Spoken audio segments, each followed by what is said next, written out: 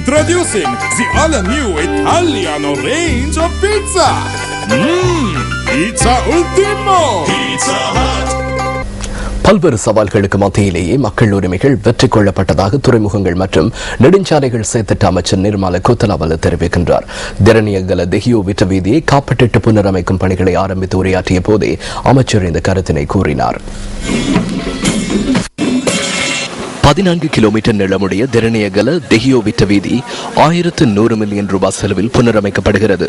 பெருந்தெருக்கள் அபிவிருத்தி அமைச்சர் நிதி ஒதுக்கீட்டின் கீழ் முன்னெடுக்கப்பட உள்ள இந்த புனரமைப்பு பணிகளை 1.5 வருடங்களுக்குள் பூர்த்தி செய்வதற்கு திட்டமிடப்பட்டுள்ளது.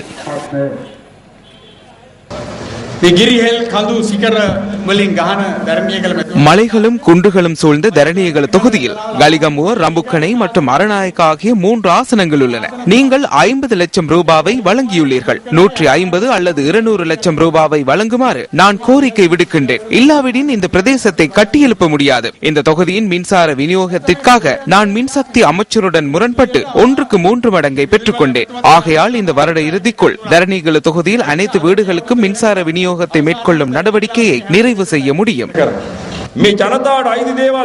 இன்று காலை மிகவும் இலகுவாக சூரியன் உதித்ததை போன்று மக்களுக்கு உரிமையானவற்றை இலகுவாக பெற்றுக் கொள்ள முடியவில்லை. இந்த மக்கள் ஒரு வெற்றியை பெறுவதற்காக சில சந்தர்ப்பங்களில் உயிர்களையும் கண்ணீரையும் இரத்தத்தையும் அர்ப்பணித்துள்ளனர். அதேபோன்று சவால்களையும் எதிர்கொண்டனர். குறிப்பாக நாட்டை விடுவிப்பதற்கான போராட்டம் வரை அந்த நடவடிக்கை உரிய முறையில் மேற்கொள்ளப்பட்டது. எவர் எவ்வாறு கருத்து வெளியிட்டாலும் வீடுகள் தோறும் சென்றாலும் இந்த நாட்டின் ஜனாதிபதியாக ஜனாதிபதி மஹிந்த ராஜபக்ச அவர்களே தொடர்ந்து நீடிப்பார்.